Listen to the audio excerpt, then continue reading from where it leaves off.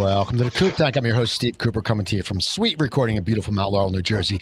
And actually, we're going live. This is the first time we've done this. We're trying to stream live. It's usually I come in, I record, it goes up a week later. And Joe, I'm with my producer, Joe Gets it. No one's ever seen you, Joe. I'm looking at it. Every time I talk to you, you actually get to see Joe right now. So we're going live because we want to build something new. We want to branch it out into the audience because people wait for the episode. But hey, if we can do it and it goes right up and it stops a lot of work for Joe, it's good, right, Joe?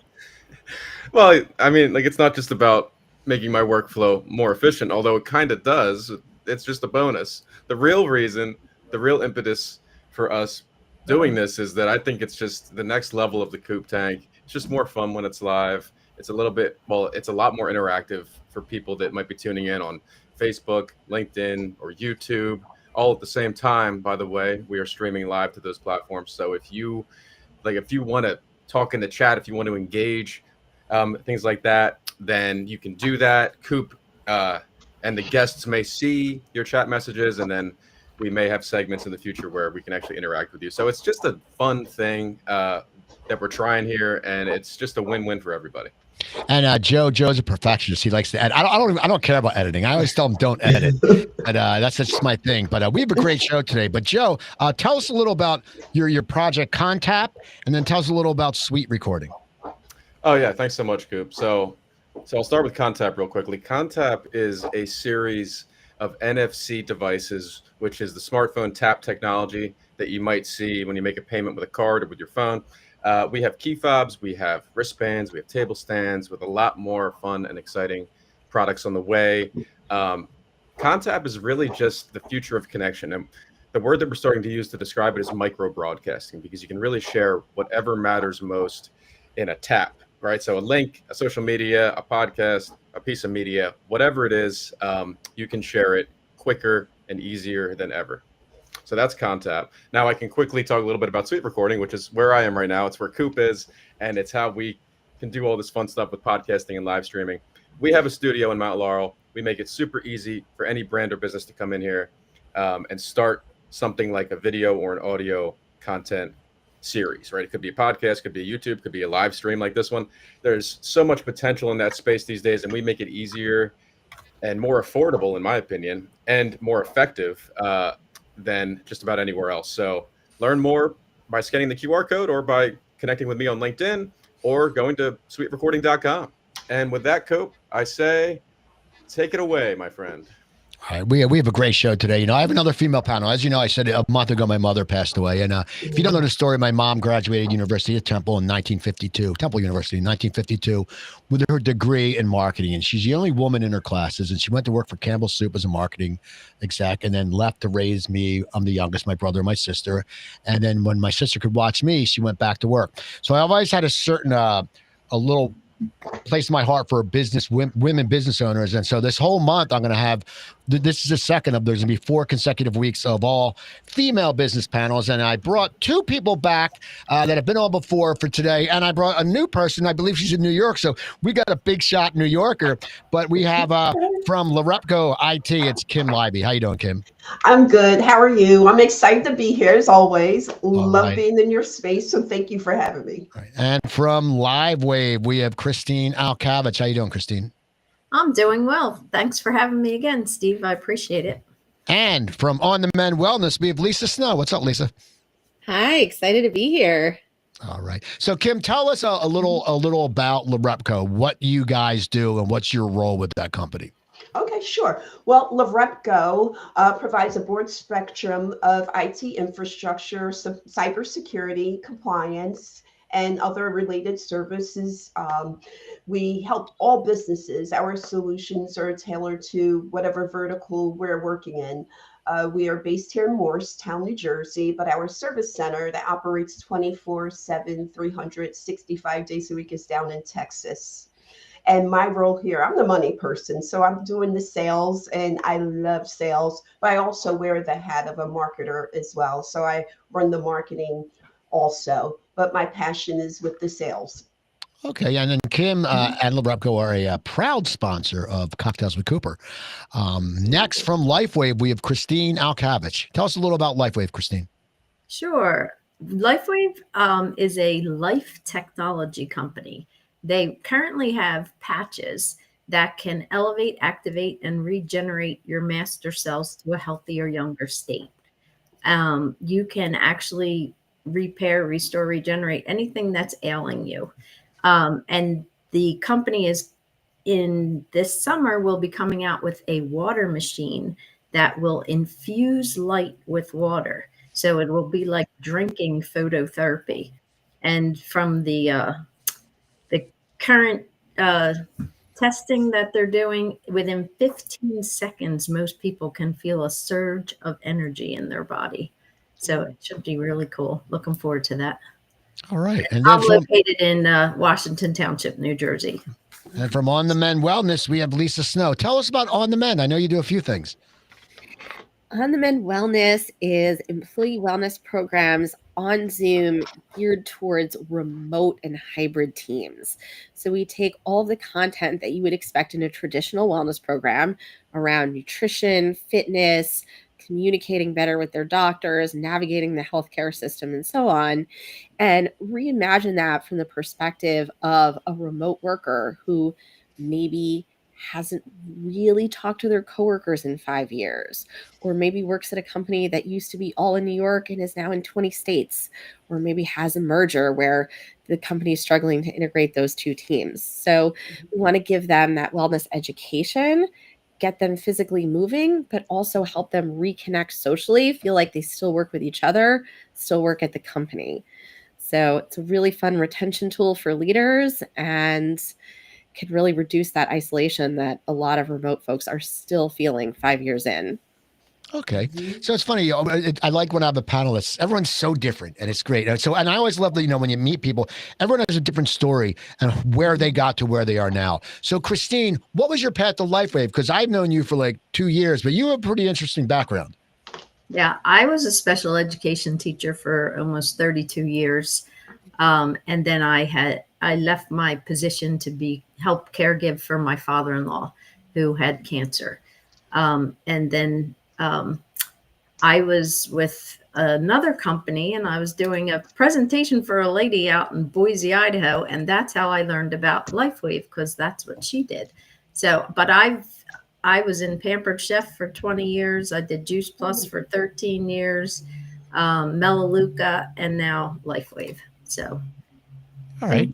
Been around the block. Well, that's good though. I never knew you were one of those Pampered Chef people. I think we have we have something like, it's one of those things that's like Cutco knives, like someone from their family will go, oh yeah, we know someone, and you buy it sometimes out of guilt. Like you don't want to say no. Like when I was like just out of college, I sold Cutco knives for some reason, and my aunt bought them. I know she never used them, but she was just being nice. That's the only sale I met. Yeah, but that's the only sale I met, and I'm like, this job sucks. I mean, who wants to go door to door selling knives? I mean, Jesus. Well, anyway, Lisa, what's your path? Because you're a very interesting concept, but I'm sure you didn't just wake up one day and we're doing this.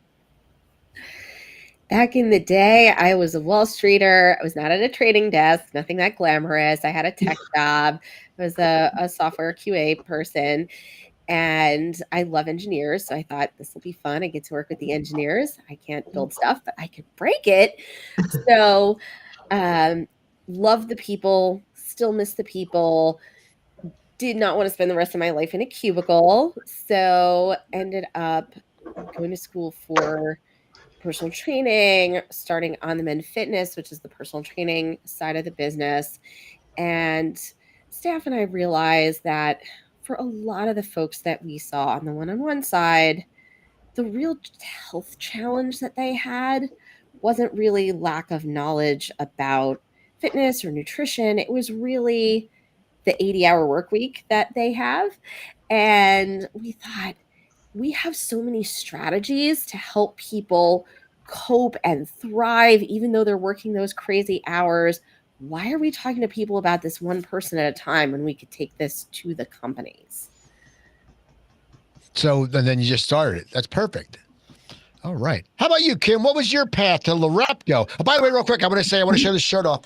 Strike It Strong. Okay, that's my friend Shel Squidrito and Nancy Sapira's nonprofit. If you want me to wear a shirt of your company, hook it up. I'll wear it on air. Anyway, Kim, tell us a little more how you ended up at Larepco. Okay, I'm laughing at what Lisa said because that's how I started, actually in a bullpen, working for a securities brokerage house, and it was so kick-ass. I love the stock market. So that's where I really found my passion doing sales. So I started at the security brokerage house in North Jersey, where I'm from. And then from there, I obtained my insurance license and I went over to somewhere over in Philly, a big organization in Philly, do an insurance sale, but I was selling to groups such as the police unions, those larger groups, the unions. And then I decided to go out on my own. Took a break, had the three kids, Sullivan, Parker, Spencer, who are graduating from grad school and nursing school in May, all three of them. No, they're not triplets, 18 months apart. And then I went back out to the workforce, health, welfare, once again, pensions for 6 years. And Art said, Kim, I need a salesperson. I need someone that loves sales like you, that's passionate, that's a go-getter, that likes money, whose eyeballs are really dollar signs. And he said, that's you. Would you please come work with me? And so we had to talk. I said, okay, I can do that. And the rest is history. Here I am, and I'm loving it. I love waking up in the morning. Imagine waking up to a job you love and you can't wait to get out of bed. And I post about this, and that's how it is with me when it comes to sales. Every day is different, and I love it. All right. Well, we're going to talk about sales and stuff like that, all that good stuff, because it's April, and it's crazy. The first 3 months of this year have passed by, and it's crazy. And this is the first year I wrote down some goals. I'm not a goal setter. Okay. Because I've never been that way, and I'm just where I end up. I don't think about it. I have that artsy mentality. But let's talk about goals. Lisa, are you a goal setter? And if so, what is one or two goals you set for 2025 and you think you are going to attain them? I love goal setting for me, for the team, for clients. One of my goals, ironically, was to get on more podcasts. So here we are, definitely looking to speak on more stages, do more live webinars. So those are really some of the goals for this year. And with clients, we really try to help them think through the why behind why they want to be healthy, why they want their team to be healthy, what they're looking to get from a program. Okay. How about you, Kim? Are you a goal setter? I know you're always out and about, and I see all your posts, but are you a goal setter? And if so, what are one or two goals that you're setting for this year? Okay, absolutely. Yes, I'm definitely a goal setter. I was raised that way because I grew up in a military household. So, everything was pretty much black, white, and we're always working towards something. For me, on a personal level, it's my health, just to continue watching my weight because year and a half ago, I was not this weight. I was very unhealthy, sleep apnea, high blood pressure, just so many comorbidity issues. But now all of those issues are gone. So just staying on that path to wellness. Yeah, good job. Oh, thank you. Yeah, I was I'm not ashamed of it. It is what it is. And I mean, I can pull up old pictures and I'd love to share them too. But I was once 300 pounds, believe it or not. I know people can't believe that. They can't envision that. But once your mind is made up, then that's it. There's no going back, right? And then on a professional level, yes, I'm working towards some long-term goals and some short-term goals. And my short-term goals is just put myself out there, networking more. So I know I'm like crushing those goals. On a long-term level, I had to actually pivot just because of the economy. So I'm just looking to do something else to achieve my other goals in terms of the business level. Again, with everything that's going on in the country with the loss of jobs or the downsizing, you have to look at your model again. And that's where we're at. Okay, I just want to say, hey, my wife said hi. Hi, Joanne Pitoro Cooper. Hey. She never watches the show, but it's okay. Christine, goals. What are some of your goals for 2025?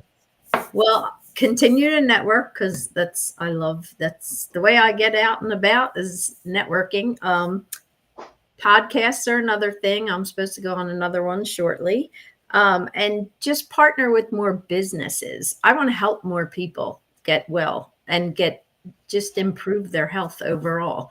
If you can start to age in reverse, it's an amazing feeling. A lot of people don't believe me when I tell them I'm going to be 61.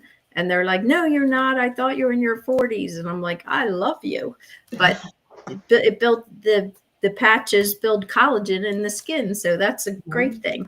But I want to partner with more chiropractors, physical therapists, naturopathic doctors, people in the holistic wellness field who can get behind the patches and the products. So. Okay.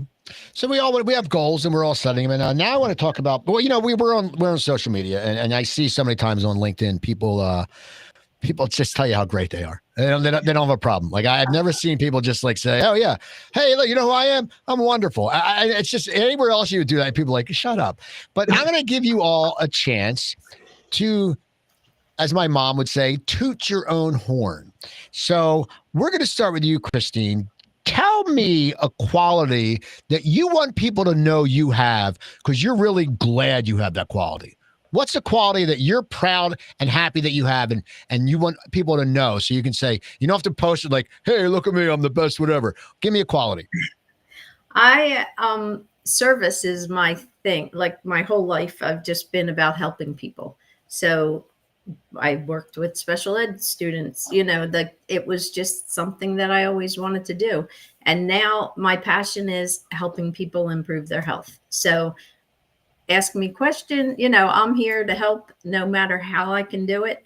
I'm always open to having a conversation and seeing how I can help.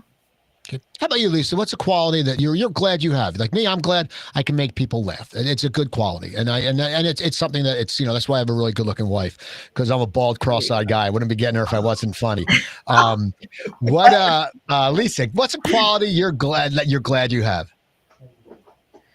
I would love to have the comedy gene. I'm going to steal that from you, Coop.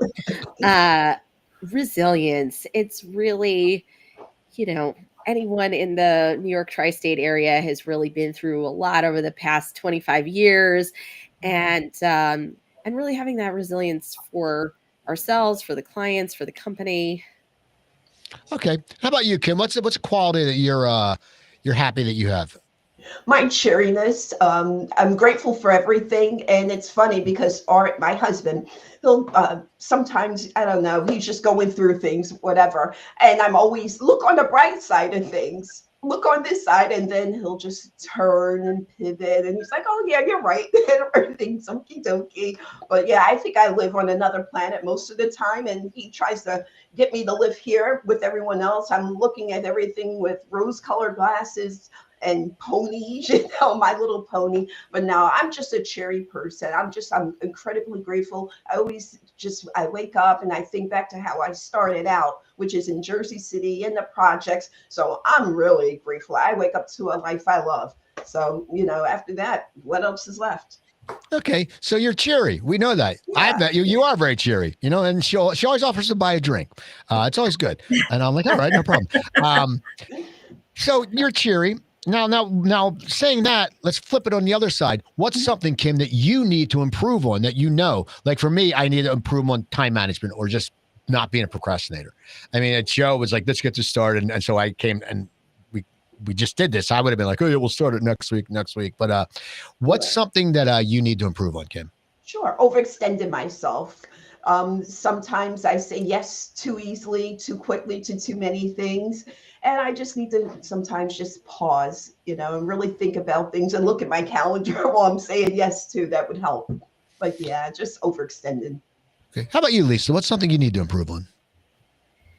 Can always get better at organization and kind of an obsessive CRM user, but struggle to be organized with lots of other things. So just keep trying to get 1% better. Okay. How about you, Christine? What's something you got to get better at? Actually, my team just built a website with a CRM in it because this is how I was keeping track of my customers. Being a teacher, I have my little box that I put my things in and who I'm going to call today. And it's somewhat organized, but somewhat disorganized. So that now that I have a CRM, I'm so excited that I can put in when I want to contact that person again. And yeah, fortunes in the follow-up. And you can get rid of all those business cards. I have so many business cards on my desk, and I don't even look at them. I mean, I look at them. And the thing is, and I've said this before, I don't mind collecting business cards, but don't give me one of those business cards that open. You know the kinds that open like that? Oh, yeah. Because then you put that, if you don't put it on the top of the pile, if you put it on, all the cards fall off. And then don't give me one that's a different shape. And I'm sorry if any of you have a different shape. I don't want like a platypus or a square. Just give me a fucking business card.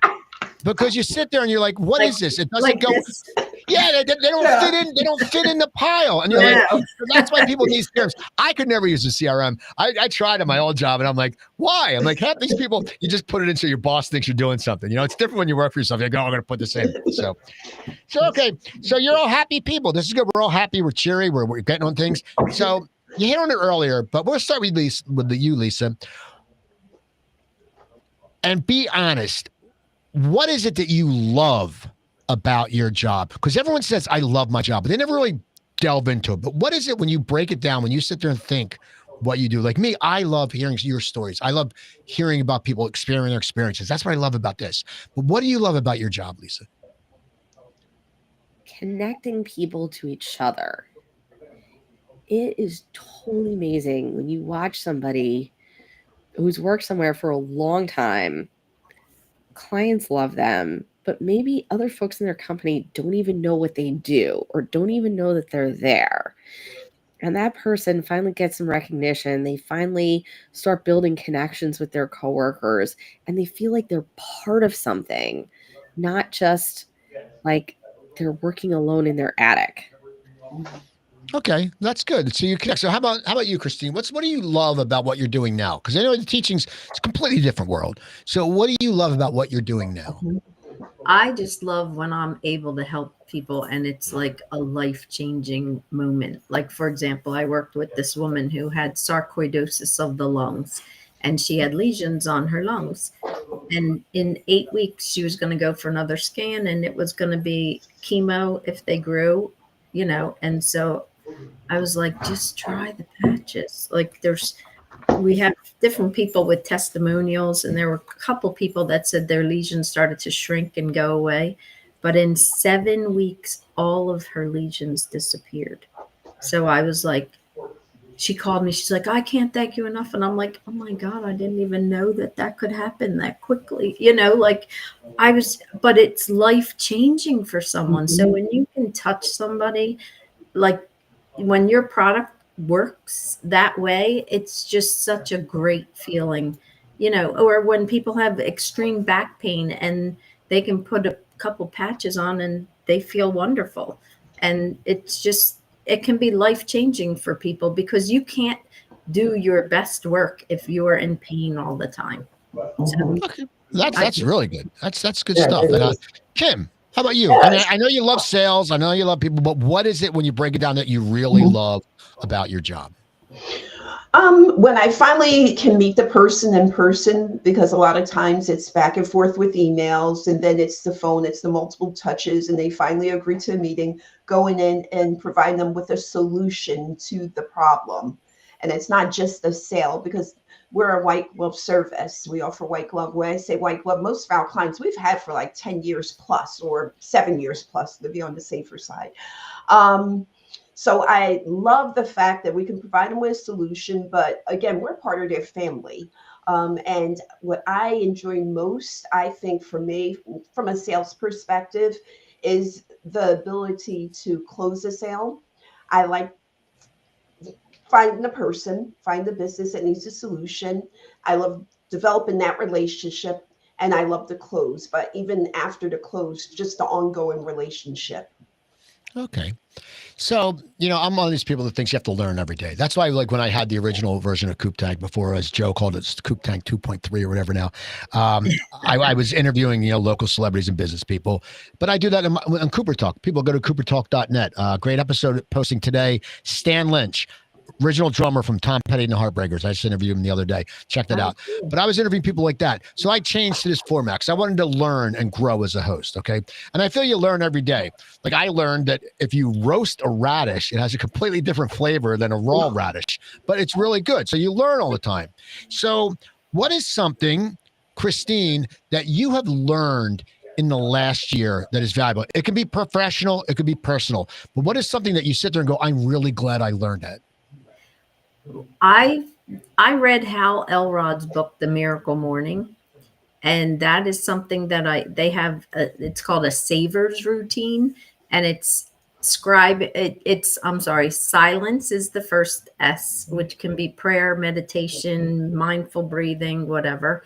A is affirmations, and the V is visualizations, the E is exercise, and the R is reading, and then your other S is scribing or journaling. So that's something that I do every day, and I start my morning out that way, and it just changes your whole mood for the day. And when I don't get to it, I know I didn't get to it, and I got to squeeze it in somewhere. But it really has, it puts a different perspective on things. Okay. How about you, Kim? What's something you've learned in the last year? To pick one thing and focus on that one thing that you really need. I'll bring it back to the business level. So in my case, I'm looking to develop more business. So sales would be it. So what activities am I doing to help me meet those goals, my sales goals? And I learned that last year from our partner going out to Texas for a week, and I'll go out to Texas again for another week, and we'll review what activities did I do to meet those goals, or what didn't I do, and face full accountability for it. And if you want to meet these goals, then you need to do the work. You need to do these activities, whether it's networking 3 to 5 times a week, whether it's making, instead of 50 calls, 100 calls. So that's what I learned from this past year. Okay. How about you, Lisa? What's something you've learned in the last year? Just how important it is for people to get self-care and non-work activities on their calendar, right? Over the years, we've always encouraged people to have, their workouts and things like that on their calendar, but really just getting beyond that and thinking, if someone's fully remote, what do they need to do to make sure they're getting out of the house, right? If they bought a theater ticket, or they bought a movie ticket, or they bought a ball game ticket, they have inherent accountability that they need to get out and actually do that thing. And especially when work and home are the same place, it's not so much that you feel like you work at home. It's more like you feel that your house is now your office. So helping people unplug from that and finding a little more balance and making sure they get it on their calendar.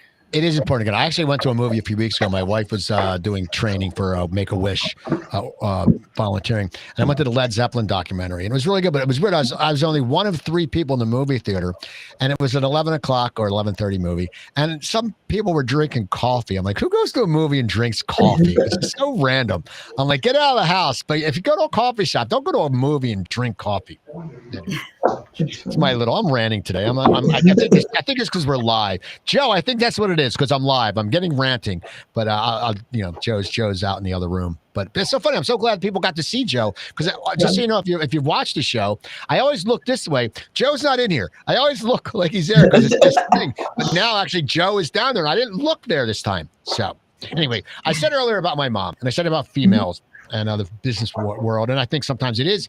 I think even though we do say we are in an equal world, I still think sometimes it's a man's world. And I think hopefully that will change. I know NABO says break the glass ceiling, stuff like that. But I think, what I like about, especially after the pandemic, and we were talking about this earlier today, Christine.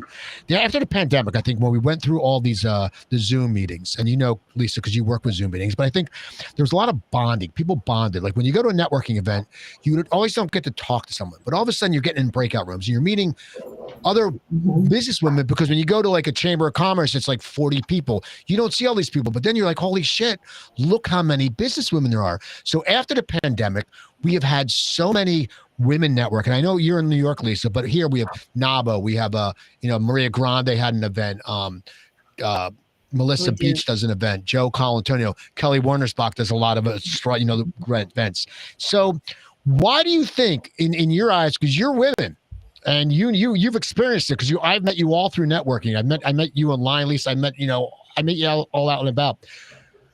We'll start with you, Lisa. Why do you think there's been this explosion of female networking groups? And I think it's great, but why do you think? Where do you think that came from? With COVID, you had a tremendous amount of women who stayed in the workforce, but you also had a lot of women who left their corporate jobs because they were either staying home with kids who needed to do remote school or staying home to take care of elderly parents because nursing home care or home health aides were less accessible or people felt like it wasn't safe, regardless of whether you think that's accurate or not. That's how people were feeling. And so you have a lot more women who left their corporate jobs to start their own business. So obviously there's still tons of women going to kind of traditional co-ed networking groups, but I think they were looking for support from other people who are kind of going through some of those same challenges and who might have some of the same business goals as well. Okay. How about you, Christine? What do you think? I think a lot of what Lisa said too, because I always had a side business while I was teaching.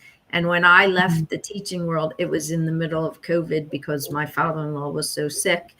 And I was like, oh my God, I'm going to go stir crazy. Like literally going to go stir crazy because I'm so used to being around people all day, every day. And I was home every day, like, and it's hard. It was a hard adjustment. And so I actually found a lot of online groups to become a part of, just so that I could have contact with other people.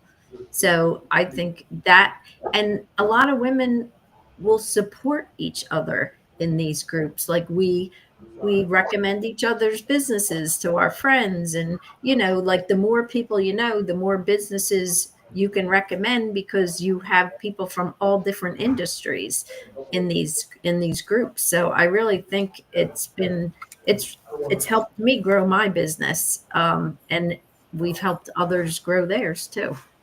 I always think that there should be more female plumbers, and I say this because I used to work in restoration. But no, you think about it. I only saw male plumbers, and plumbers do have the stereotype of the guy with the crack in his head putting it in the sink. Who makes the decisions? Women are the ones will make the decisions a lot. Hey, Andrea, how are you? Women will make decisions a lot. So I was like, a woman plumber would clean up. I think she would do great. Other women would support her because you don't see it. So anyway, Kim, why do you think there's been so many female networking groups popping up? So I'm piggybacking off of Lisa and Christine. I agree. I think everything that you said, I totally agree with. But I also am going to quote from the late Lieutenant Sheila Oliver, who's we're related through marriage, right? Sometimes you have to bring your chair to the table, and create a seat at the table for opportunity. And that's one of the reasons we have HBCUs, the historic Black colleges, is because we didn't have a turn at the table or in schools. So we had to create these institutions, or even the Jack and Jill clubs of America. A lot of people don't know about the Jack and Jill clubs. It was Black mothers or minority mothers that came together so their kids would have play dates because they weren't allowed to play with other kids in the neighborhood. So sometimes it's creating a seat at the table. And I think this is why you're having more of an explosion. And given the way things might go, that we're seeing now, I think there'll be even more of a demand for more women's groups and to support each other. It's power with sisterhood. You know what's funny about that? And I mentioned my mom earlier, and I still remember as a kid, my mom would have friends, and they called it because it's the 60s, 70s, they called it the chatter club, like chatter, like chat. And they would come and they would pick a different house each month, and there'd be like 8 people in our living room, and I'd have to be upstairs. But actually, this is no lie, the chatter club was there once when streaking was big. And my dad joked around and said, I'll give you $10 if you streak in front of your mom's friends. And my brother talked me into it, and I ran through streaking as a little 6-year-old, and I was grounded for like a week. And my dad gave me $10, but I couldn't get out of it. So that's an interesting. Oh my gosh. So that's okay, funny. So we have these networking groups. Okay, we have these female networking groups. You're getting together. You're helping each other out. Okay, what are some ways that female business owners and female workers out in the professional? What's some ways, and we'll start with you, Christine, that you can empower each other? Because it's all about empowerment. All these groups like Strike It Strong, or so how, Christine? how do you empower someone? Like if you, how would you think, like you're with a group of women, what makes you so kick-ass? I mean, what are you doing to empower each other? Well, we all share, like people, like sometimes at our Yes She Can group, I'm not kidding, like people will share their stories about different things that have happened to them in their life, or we support a lot of nonprofits. We all bring products for different nonprofits each month. But it, like the whole room will just be crying with this person, and it's crazy, but it just gives you a feeling like you're not alone. You're not out there. You're not by yourself. You always have people that you can lean on to help each other. And then we always boost each other up. Like say you're having a really bad day. Well, oh, come on, Kim, you look wonderful today. What, like people come and be like, oh, bad hair day. I'm like, what are you talking about? Your hair looks great. Like just sometimes women just need that extra, I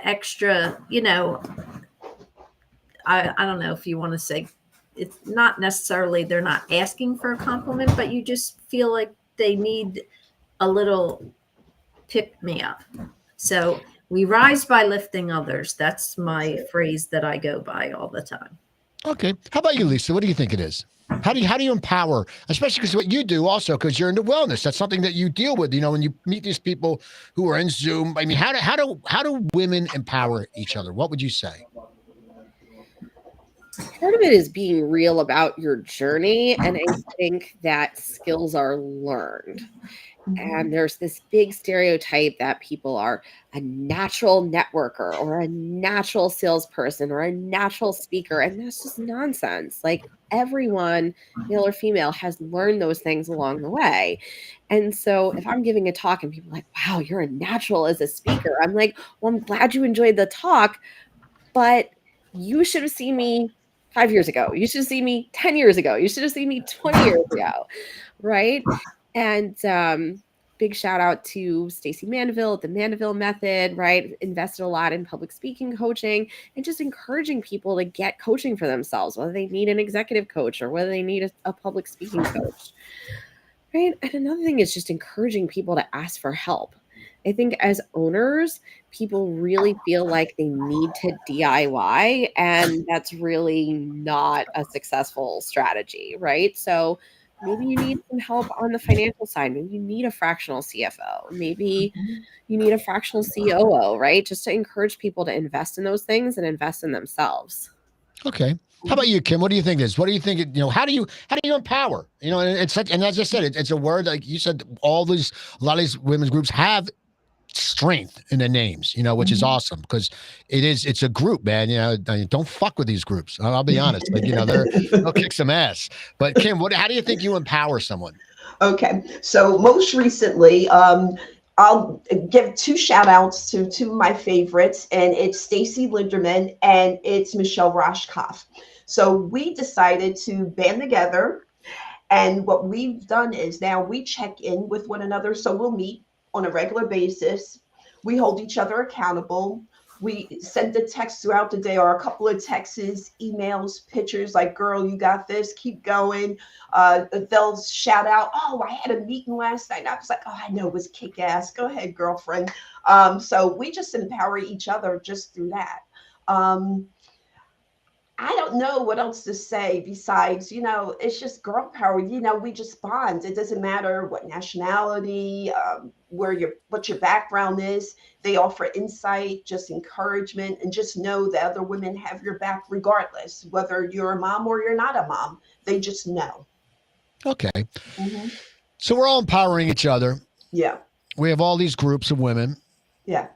How do we change it so it's not such a man's world? Because, like me and Kim, we were at an event that was 2 events in a row that were very male oriented. Okay, it was probably 75%, and you see that, and then it's sort of it's balance is thrown off. So how do we change this, Kim? How do we change it so it's not considered such a man's world anymore? I mean, do you see it coming in the next 5 years, or I mean, how are we going to do that? Because it needs to be playing grounds. Like I do stand up comedy. Back in the day, I didn't sit there if it was a gay comic, a black comic, a Puerto Rican comic, a lesbian comic, whatever, a woman comic. They're all just comics.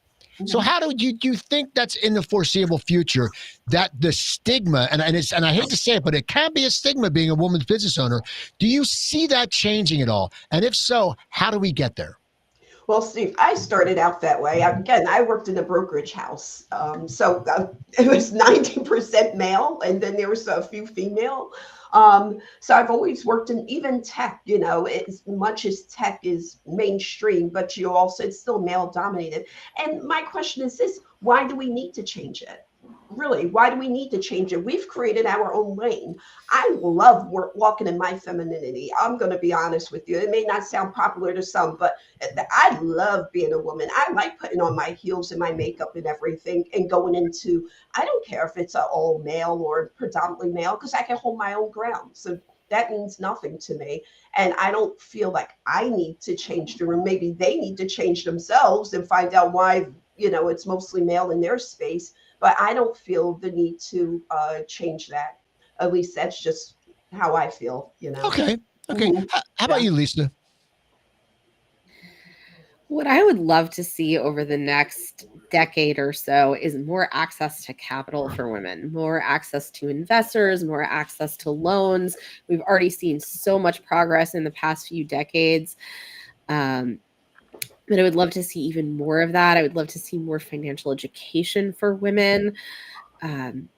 So many women are starting to learn about how they need to save for their own retirement, but I feel like a lot of women don't get that education for their company in terms of how do you manage cash flow or revenue. And of course, established business owners have already mastered that, but especially for women startups. Okay. How about you, Christine? Well, I came from a predominantly female or like dominant business, I guess you could call it. Well, it's schools in my school, I think we had 4 male teachers, and it just not because we didn't want males, but because males weren't applying for positions. So that got flipped when I came to like what I do now, like with all the, like your networking event even has a lot of males at it, but now the girls are telling more girls about, the women are telling each other about it. Hey, you got to come to this event. It's so much fun. It's authentic networking. And that's what we're all about, is just like I want to be in the room, put it that way, That's good. and I am going to walk in. I don't care if it's all men and me. I'll still be there. All right, So well, that's good. And people, the event she's talking about is Cocktails with Cooper. The next one is on Wednesday, May 7th. Always at Splits. Love that place. So, Steve, I forgot to mention, I'm one of 10 kids also. So I have 5 brothers, 5 older brothers. So that might explain why I feel the way I feel, right? 5 boys, 5 girls, 2 sons, 1 daughter. So yeah. and look at Danielle Wasniewski yelling, "Go Kim!" She's yelling, thank "Go you, Kim!" Danielle. All right. So, we're all talking about networking, and that's how we get business these days. The days of cold calling are somewhat done. I mean, they're still out there, but people, don't do it as much. So we all have to work on referrals, and referrals are very important. I just gave someone a referral the other day, and it's very important when you give a referral because it's your ass in the line. Okay, if they don't show up, if they don't call back, they don't know that the person you referred doesn't. They go, "Yo, Coop, what the hell is that?" Like, I wanted this person. You said you had a person, and nothing, and then you look like an asshole. So that being said, we'll start with you, Lisa. What qualities does someone have to have for you to refer them? That is such a great question. I wish more people were talking about this. Part of it is accountability, right? They need to follow up with every single person that you send them. Part of it is clarity, right? Are they clear that the meeting is a networking meeting and not a sales call? And part of it is they have something compelling about their business that's really unique, that you can visualize the problem that they're solving, right? And I'm not saying that every business needs to be unique in the sense of a brand new product, right? The world will always need attorneys, they'll always need accountants, right? It's tax season, but they need to have a clear target audience and a clear pain that they're solving, right? So imagine the world without that person. Imagine the world with 0 accountants and everyone had to do their own taxes. How frustrating and annoying would that be? Right? So it's almost like you're visualizing that misery going away when you connect those people. It's beautiful. Okay. In a world without accountants, there'll be a lot less boring people. No, I'm joking. I have friends. I'm joking. I have lots of accountants who are very Hey, my entertaining. son's an accountant. No. Well, there you go. Is he boring? No. Okay, yeah. Oh, see, she paused. When you He's a little boring. hesitated, why did you He's a little- hesitate? Okay. I said no, not at all. Okay. Christine, referrals. What does someone need? Because you're out and about. So people come to you. When you network a lot, people will come to you for someone. So what do they need? Right. What qualities do they need for you to sit there and go and believe in them and say, this person is awesome? Okay. First of all, they have to be someone like Lisa said. They have to be somebody that's going to get back to somebody in a timely manner. Because if I'm referring somebody and my friend's like, oh my God, I called this person 3 times and they never got back to me, then they'll never get my referral again. Because again, it makes you look bad when you refer someone that doesn't follow through. So I always make sure like the people that I'm referring, I'm gonna I ask around, and if who used them, like tell me who some of your former customers were, you know what I mean? Like just to get a little bit of background on the person. I'm not just referring I can't be in a group where you have to refer people because they're in the group, because I might have friends that I like that do a great job. I'm going to refer the people that I know are going to do a great job and that are great at whatever service they're providing. So it has to be somebody who is genuine, authentic, follows through, and just is a good overall business person. Okay. And How about maybe you, Kim? goes above and beyond, like that's a really good quality too. I agree with both of you. Everything you said. For me, I asked myself, would I use them? And if the answer is no, you may like someone as a person, but it doesn't mean that you want to do business with them, right? But accountability is definitely up there. Trustworthiness, because when you're in IT, you pretty much have the keys to the kingdom, right? I mean, you're looking at everything, or you have access to everything, and it can either make or break a company. So therefore, they better have knowledge. They better be very knowledgeable, and just there is no room for error when it comes to IT services because of the cybersecurity. One click or one misstep, that's it. Game over, and you could cost someone their business, their livelihood, and then you could lose your livelihood too. But that's why you also should have cyber insurance. But for me, it would definitely be the question first, would I use them, and if they're trustworthy. Okay. So we talked a lot about networking and meeting people and all that good stuff. So I need you to tell me, Kim will stay with you because you're always out networking. What do you like about networking? And then what don't you like about networking? Because I can say, like me, I like meeting people. I don't like when there's crappy food. I'm sorry, I'm shallow like that. I love when there's free beer. No, I love when there's good people. I don't like, I hate when you go in a crowd and the people are very aloof and they don't talk to you. And that happened to me a lot when I moved back here. They were like, but then they found out my background, that I've been on TV and stuff like that. And then they were sort of nicer to me. Yeah. It was sort of weird. And I was like, I don't want to network with those type of people. But Kim, what is something you really like about networking, and what is something you don't like about networking?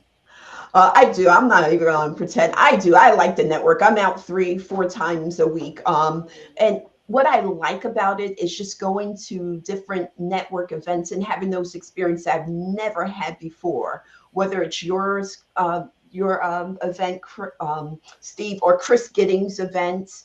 And it's just a different pool of people. Just think every month when we come out to your events, Steve, there's different people. Yeah, there's the same people, but they're, familiar faces, but there's so many new people, and just engaging with those new people. I like the fact that you could walk into a room and know no one and leave knowing five people, or feel or met five people.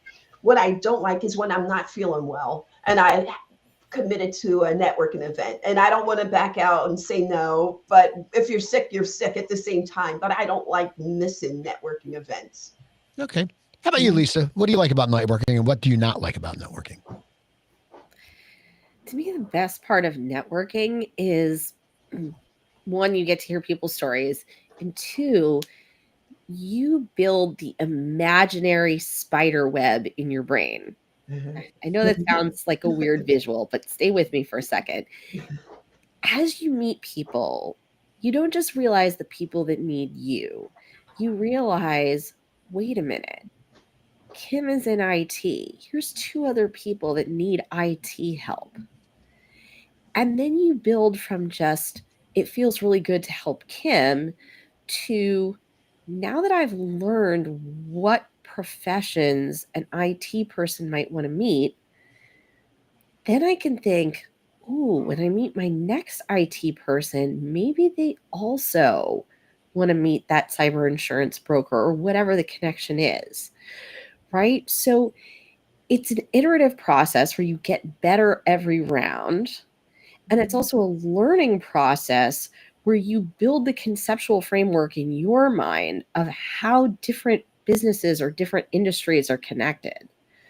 So it's a huge opportunity to not only build your own business, but connect people to each other in a more meaningful way. That's not just, oh, I'm in a group and I'm supposed to bring X guests, but it's like I truly understood, maybe for the first time, a little bit more about their industry and what's going to move the ball forward for them.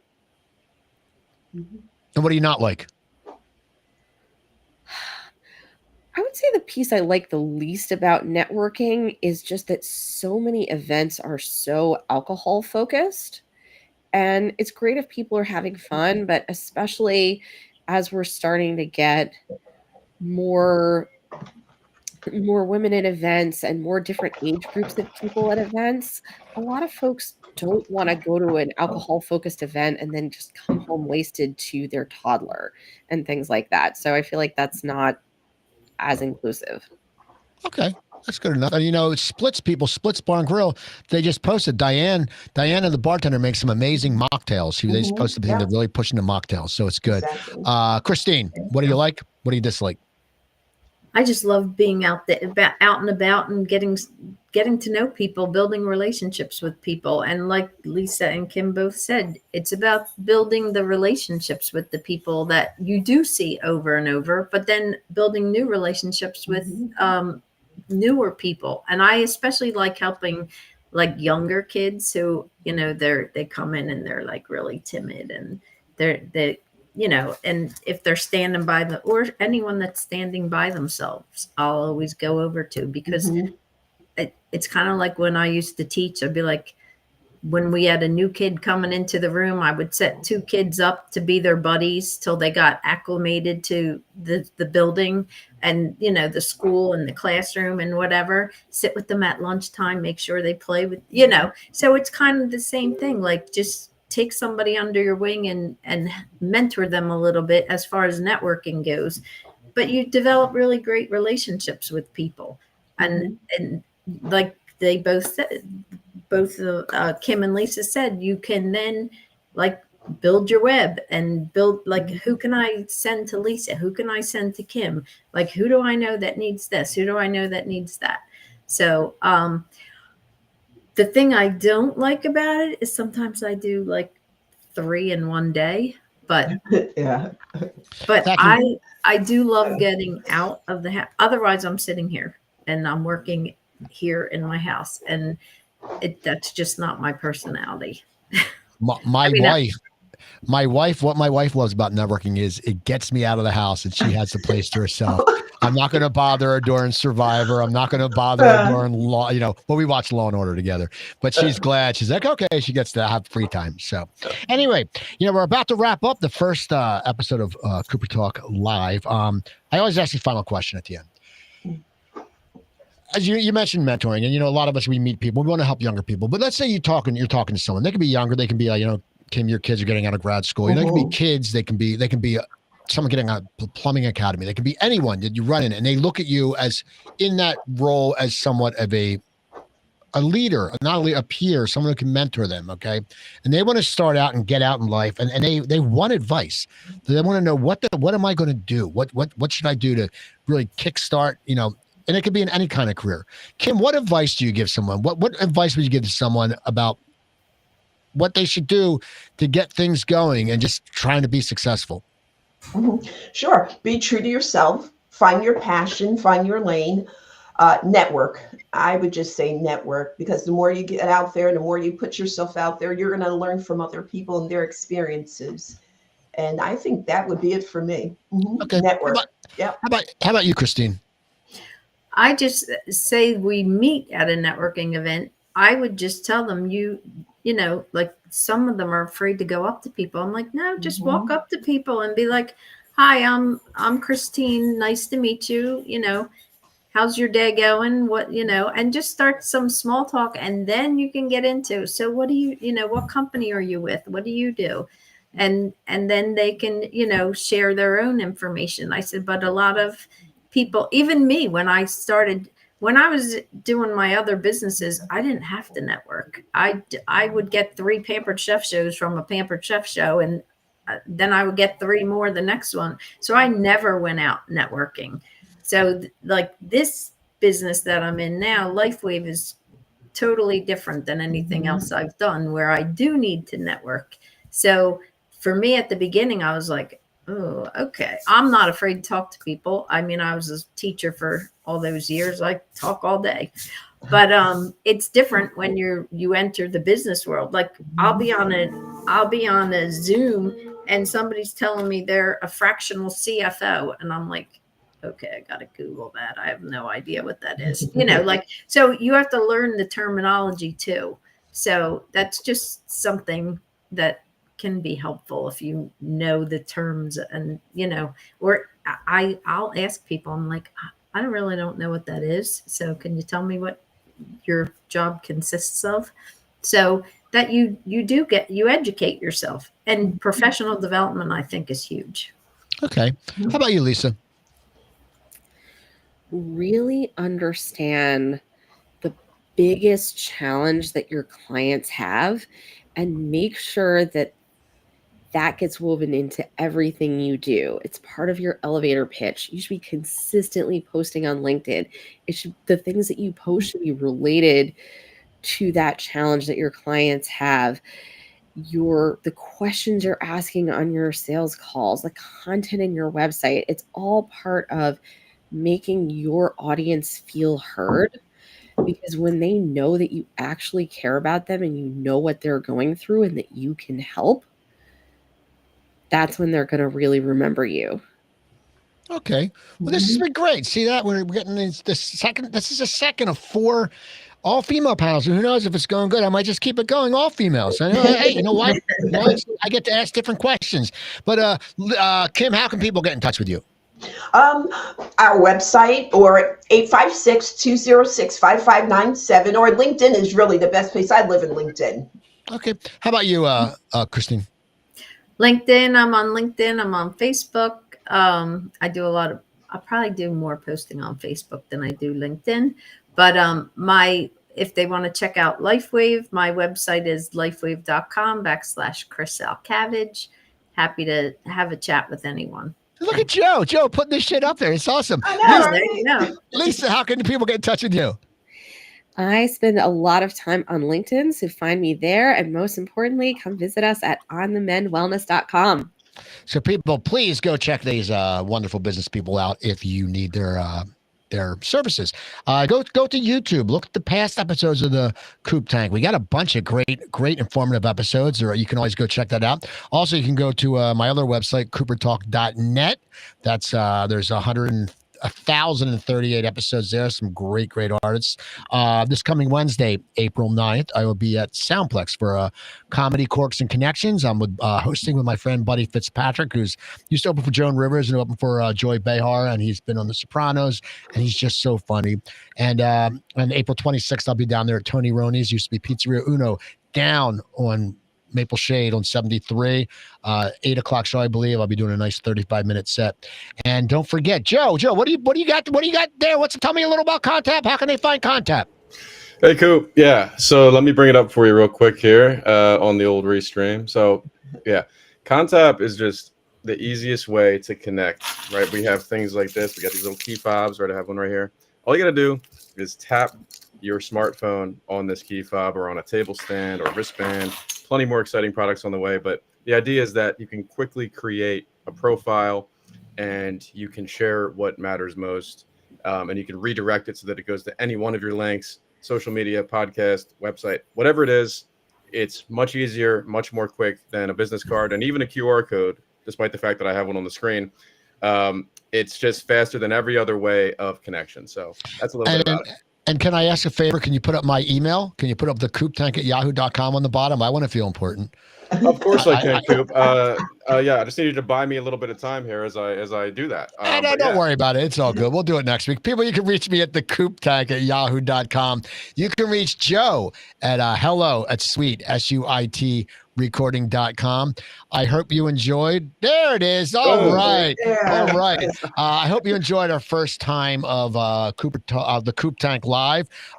It was fun. It's the same thing, but it's funny. Some people popped in. So anyway, thank you so much. You have a great weekend. Come back. Remember, go check out the Coop Tank. Rate it. Thank you so much. We lost you. No, we're good. I just tried to play the music at the end, but it made a weird effect on Coop. But yeah, are we off? No, we're still going, Coop. Just wrap it up like one more time there because I played the music over you. Sorry. All right. I have to wrap it up again. I mean, yeah, just say see you next Friday at 11:30. This is airing live right now, so people are seeing this. So what, man? Okay, people, I will see you next Friday. Joe, cue the music, Joe. Hey, cue the music. There you go.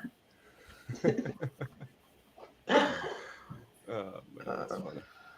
All right.